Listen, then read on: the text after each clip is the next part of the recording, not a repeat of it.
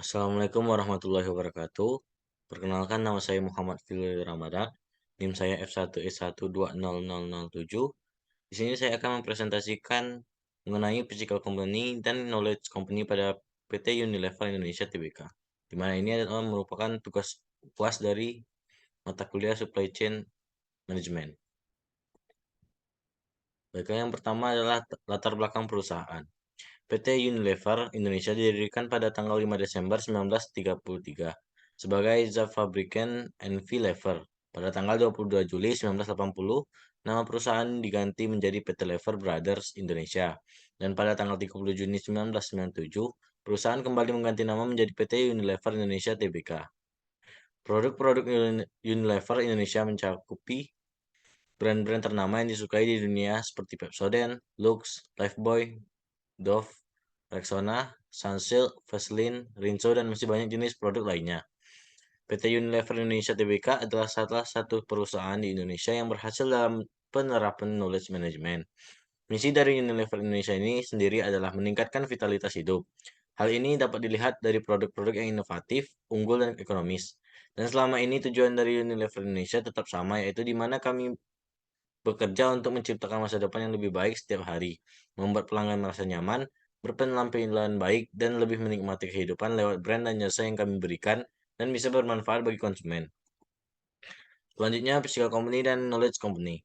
Physical Company adalah aspek yang memfokuskan diri pada perusahaan pemasukan bahan-bahan mentah untuk diproduksi menjadi produk yang dibutuhkan pelanggan.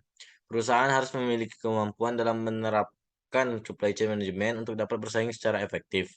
Dengan kata lain, kerjasama antara perusahaan dengan mitra bisnis merupakan kunci sukses utama yang harus dikelola secara efektif, efisien, dan terkontrol dengan baik. Sedangkan knowledge company adalah aspek yang lebih menitik beratkan pada usaha untuk menjalin hubungan antara perusahaan dengan pelanggan. Sehubungan dengan hal ini, kepuasan pelanggan saja tidak cukup. Perusahaan harus mampu membuat suatu strategi dan mekanisme sedemikian rupa sehingga pelanggan menjadi loyal terhadap perusahaan.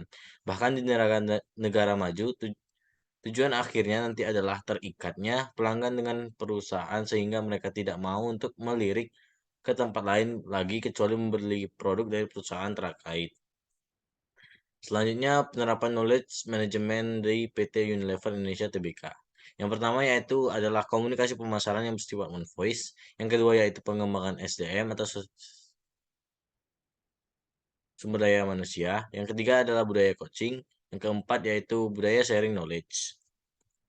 Selanjutnya yaitu tujuan penerapan knowledge management di PT Unilever Indonesia Tbk.